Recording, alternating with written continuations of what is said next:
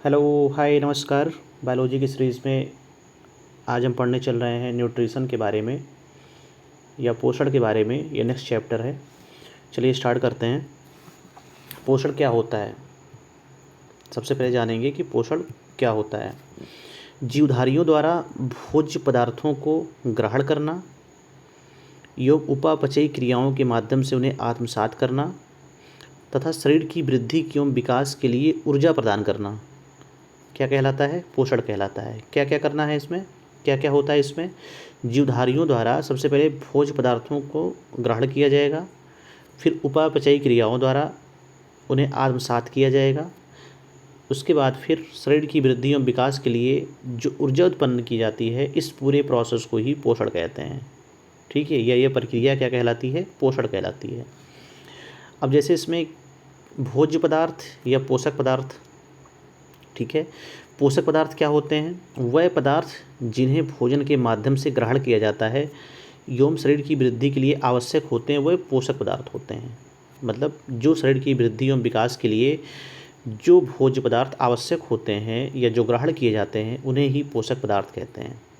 पोषक पदार्थ दो तरीके के हो सकते हैं। एक तो कार्बनिक होता है, दूसरा अकार्बनिक होता है। पोषक पदार्थ दो प्रकार के होते हैं। पहला कार्बनिक होता है और दूसरा कौन सा होता है? अकार्बनिक होता है। कार्बनिक पदार्थों में जैसे कि प्रोटीन, कार्बोहाइड्रेट, वसा या फैट, ये सब किस में आएंगे? ये कार्बनिक पदार्थ में आएंगे। ठीक है। दूसरा कौन सा है? अकार्बनिक पदार्थ। अकार्बनिक पदार्थों में कौन कौन से आएंगे? जैसे जिंक, कैल्शियम, नाइट्रेट, ये सब किस में आएंगे? ये सब आएंगे अकार्बनिक पदार्थ में। ठीक है। कौन कौन से? जैसे जिंक,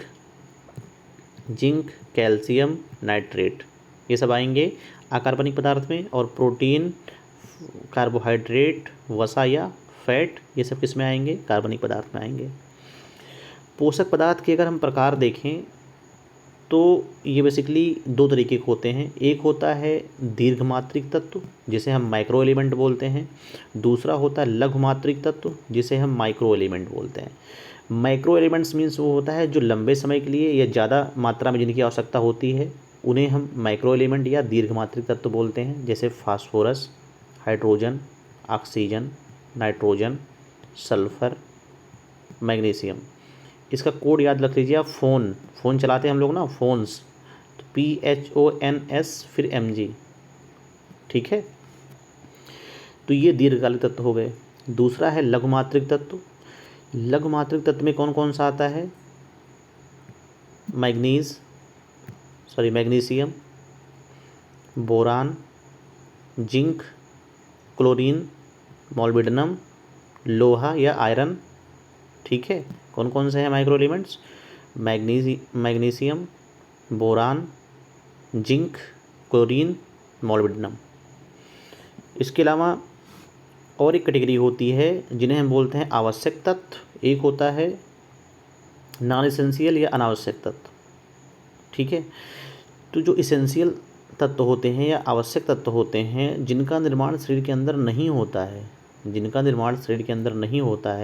इसके अंतर्गत माइक्रो वाला भी आएगा और माइक्रो भी आता है। ये दोनों आ जाएंगे किसके अंदर? ये दोनों आ जाएंगे इसेंशियल एलिमेंट के अंदर, माइक्रो भी और माइक्रो भी, दीर्घमात्रिक वाला भी और लघुमात्रिक वाला भी, ये दोनों इसेंशियल में आ जाएंगे। इनका निर्माण शरीर के अंदर नहीं होता है। इसके अलावा एक है नॉन इसेंशियल या अनावश्यक तत्व, जिनका निर्माण शरीर के अंदर होता है। ठीक है। नेक्स्ट देखिए आप।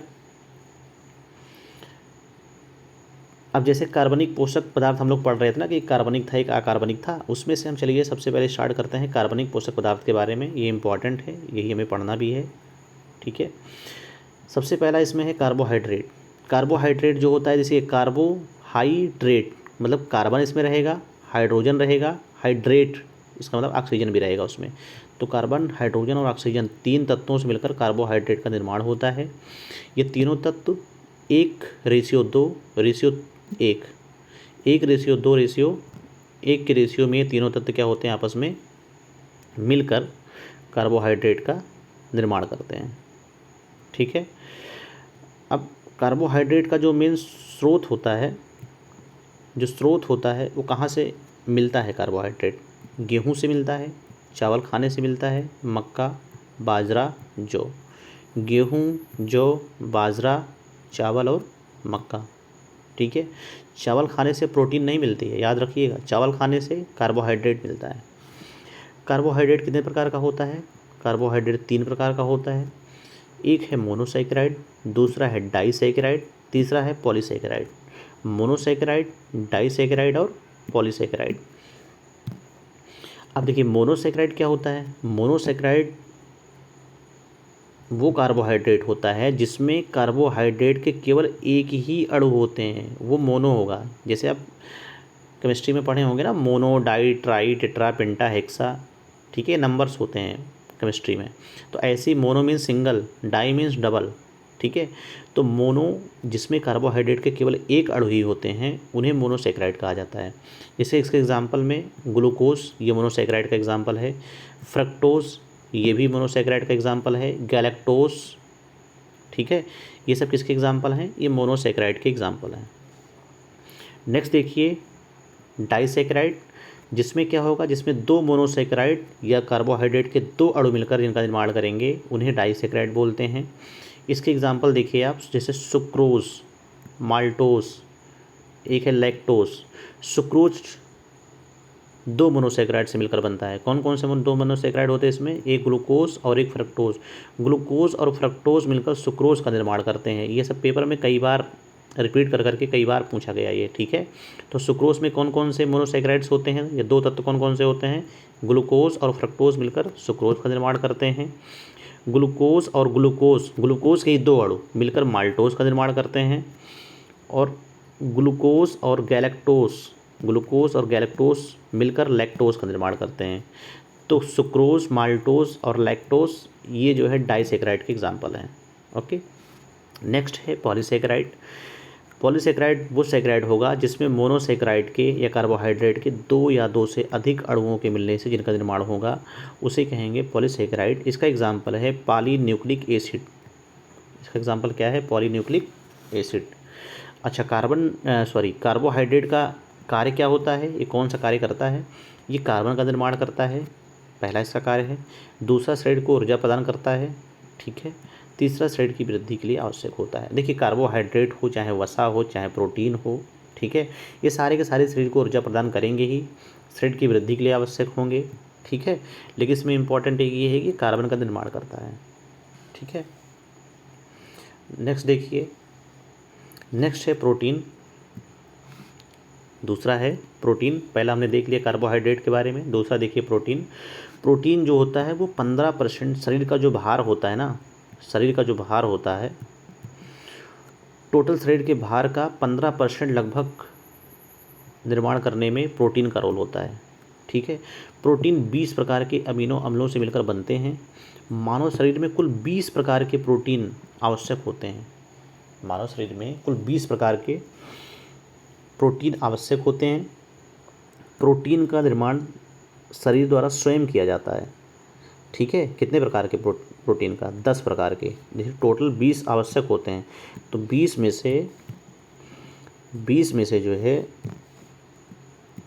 20 में से 10 तो शरीर के अंदर निर्माण हो जाएगा और 10 जो है शरीर के बाहर से, मतलब भोज्य पदार्थों के माध्यम से, पोषक पदार्थों के माध्यम से 10 शरीर के अंदर एब्जॉर्ब किया जाता है। ठीक है, मतलब 10 शरीर के अंदर बन जाता है स्वयं से ही और 10 जो है बाहरी स्रोतों से लिया जाता है। ठीक है, नेक्स्ट देखिए, जैसे कि कहाँ से लिया जाता है? जैसे कि सोयाबीन, मछली, दाल, अंडा, पनीर। इन सब में क्या होता है कि सोयाबीन में, मछली में, दाल में, अंडा, पनीर, इन सब में क्या होता है?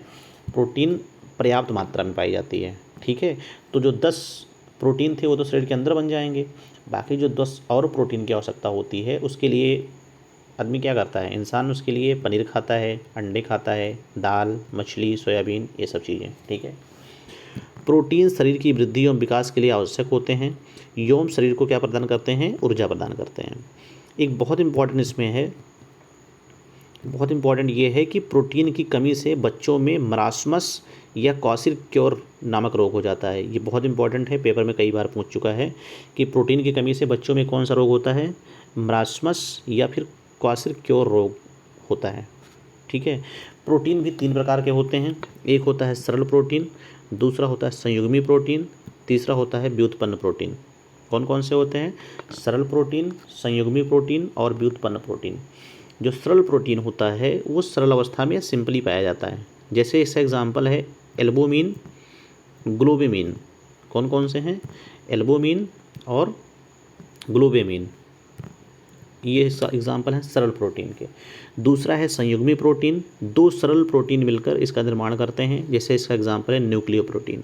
ये पेपर में ऐसे पूछ सकता है कि निम्नलिखित में से कौन सा सरल प्रोटीन है या निम्नलिखित में से कौन सा संयुग्मी प्रोटीन का उदाहरण है। ऐसे एग्जाम्पल देके ये पूछेगा आपसे। तो सरल प्रोटीन का एग्जाम्पल जो है वो एल्बुमिन और ग्लोबुमिन है। संयुग्मी प्रोटीन का जो एग्जाम्पल है वो न्यूक्लियो प्रोटीन है। और व्युत्पन्न प्रोटीन क्या होते हैं, ये उपयुक्त दोनों मीन्स सरल और संयुग्मी प्रोटीन दोनों प्रकार के प्रोटीनों से मिलकर व्युत्पन्न प्रकार की प्रोटीन का निर्माण होता है। जैसे इसका एग्जाम्पल है क्रोमैटिन। ठीक है, इसका एग्जाम्पल कौन सा है, क्रोमैटिन। तो ये हो गया हमारा प्रोटीन। नेक्स्ट देखिए आप फैट या वसा के बारे में। फैट क्या होता है या वसा क्या होता है, वसा वसीय अम्ल प्लस गिल्सराल से मिलकर वसा का निर्माण होता है। किससे किससे होता है, fat equal to fatty acid plus glycerol, या वसा इक्वल टू वसीय अम्ल और गिल्सराल, इन दोनों के मिलने से वसा का निर्माण होता है। 20 डिग्री टेम्परेचर पर, 20 डिग्री सेल्सियस पर अगर ठोस अवस्था में रहेगा तो वो वसा रहेगा, और अगर 20 डिग्री सेल्सियस पर तरल अवस्था में रहेगा तो वो तेल रहेगा। ये 2 प्रकार का होता है, बहुत इंपॉर्टेंट है ये। एग्जाम्पल देके पेपर में कई बार पूछा गया है कि निम्नलिखित में से कौन सा असंतृप्त वसा है, कौन सा संतृप्त वसा है। ठीक है, तो वसा 2 प्रकार के होते हैं। ये पहला है असंतृप्त और दूसरा है संतृप्त। ठीक है, पहला कौन सा है, असंतृप्त, दूसरा है संतृप्त।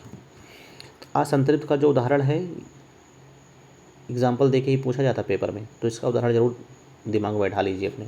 असंतृप्त का एग्जाम्पल है मछली का तेल और वनस्पति तेल। मछली का तेल और वनस्पति तेल जो है ये अनसैचुरेटेड है, असंतृप्त है। और संतृप्त वाले में कौन से हैं, सैचुरेटेड वाले में कौन से हैं, नारियल का तेल, ताड़ का तेल।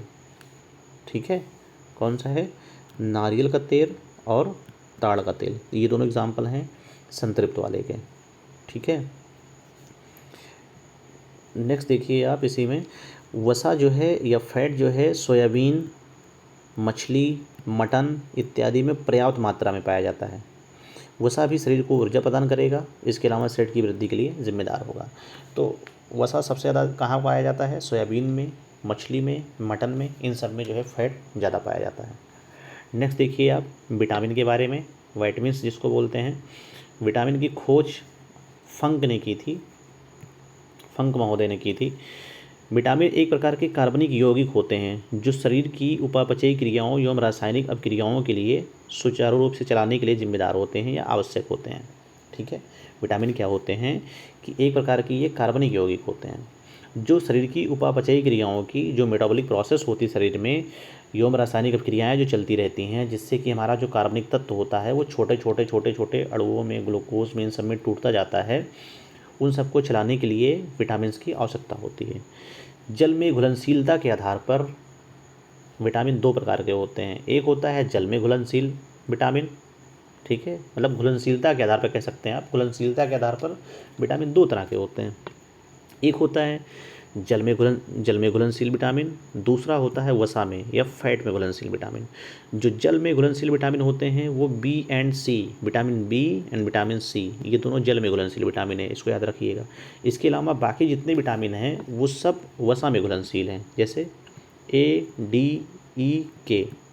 Vitamin A, vitamin D, vitamin E, vitamin के, ये सब वसा में घुलनशील हैं। और जो जल में घुलनशील विटामिन है वो विटामिन बी हैं, विटामिन सी हैं। ठीक, अब देखिए ये बहुत इंपॉर्टेंट है, ये हर पेपर में यहाँ से क्वेश्चन आता ही आता है, एक क्वेश्चन जरूर आएगा यहाँ से हर पेपर में। ठीक, कि कौन से विटामिन से या कौन से विटामिन की कमी से कौन सा रोग होता है या उसका रासायनिक नाम क्या है, ये बहुत इंपॉर्टेंट है। ठीक, सबसे पहले देखिए, जैसे कि विटामिन ए का जो रासायनिक नाम है रेटिनाल, बहुत इंपॉर्टेंट है। विटामिन ए की कमी से रतौंधी नामक रोग होता है। ठीक है, विटामिन ए की कमी से कौन सा रोग होता है? रतौंधी। ठीक है, दूसरा देखिए आप, दूसरा है विटामिन बी वन का जो रासायनिक नाम है वो थायमिन है, और इसकी कमी से कौन सा रोग होता है? बेरी रोग। फिर उसके बाद है नेक्स्ट विटामिन बी टू का रासायनिक नाम है रिबोफ्लेविन, इससे आँख लाल हो जाता है, त्वचा का फटना, ये सब विटामिन बी टू की कमी से होता है। विटामिन बी3 का जो रासायनिक नाम है वो नियासिन है, इसकी कमी से पेलाग्रा नामक रोग होता है। ठीक है, विटामिन बी4 नहीं होता है, विटामिन बी5 होता है। बी5 का जो रासायनिक नाम है वो पैंथेलिक या पैंथोनिक, इससे भी पेलाग्रा नामक रोग ही होता है।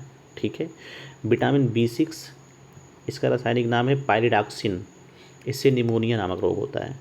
ठीक है, विटामिन बी6 का नाम क्या है? पायरिडॉक्सिन, इससे निमोनिया नामक रोग होता है। विटामिन बी7 का नाम है बायोटीन, इससे लकवा, बाल का गिरना, लकवा नामक रोग होता है, बाल का गिरना। ठीक है, ये सब रोग होते हैं। विटामिन बी11 का नाम है फॉलिक एसिड से जो है निमोनिया नामक रोग होता है, या विटामिन बी11 की कमी से निमोनिया नामक रोग होता है। नेक्स्ट आइए विटामिन बी12 का रासायनिक नाम है साइनोकोबालामिन, बहुत इंपॉर्टेंट है ये, इससे भी निमोनिया या पांडु रोग होता है। कौन सा रोग होता है? निमोनिया या फिर पांडु रोग। नेक्स्ट है विटामिन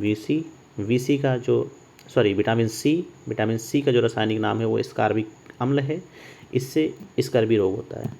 ठीक है, कौन सा रोग होता है? विटामिन सी की कमी से स्कर्वी रोग। विटामिन डी का जो रासायनिक नाम है वो है कैल्सीफेरॉल की कमी से रिकेट्स नामक रोग होता है। रिकेट्स या इसी को धनुष टंकार बोलते हैं। ठीक है, रिकेट्स, या इसमें पैर की हड्डियां वगैरह तिरछी हो जाती है एकदम, बिल्कुल बच्चा खड़ा नहीं हो पाता। ठीक है, चल नहीं सकता है, बिल्कुल हड्डियां तिरछी हो जाती हैं। विटामिन ई की कमी से टोकोफेराल नामक रोग होता है। विटामिन ई का रासायनिक नाम है टोकोफेराल, और विटामिन ई की कमी से जनन क्षमता में कमी आती है। ठीक है, विटामिन ई का रासायनिक नाम क्या है? टोकोफेराल, इससे जनन क्षमता में कमी आती है।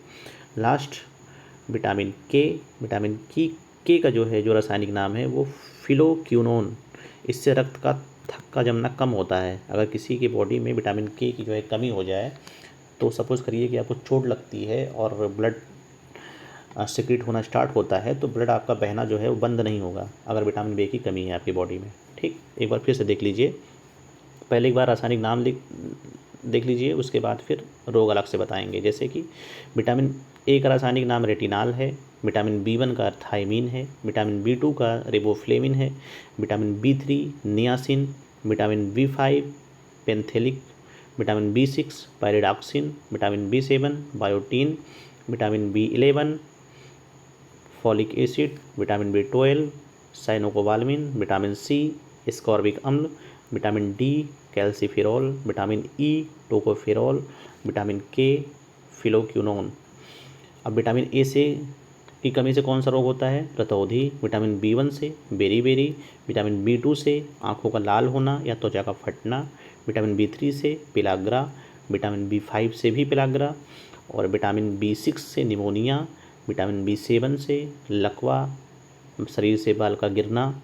ठीक है, विटामिन बी11 से निमोनिया, विटामिन बी12 निमोनिया या पांडु रोग, विटामिन सी से स्कर्वी, विटामिन डी से रिकेट्स या धनुष टंकार, विटामिन ई जनन क्षमता में कमी, एंड विटामिन के की अगर कमी रहेगी तो बॉडी से रक्त का थक्का ईजिली नहीं जमेगा, रक्त का थक्का जो है वो आसानी से नहीं जमेगा।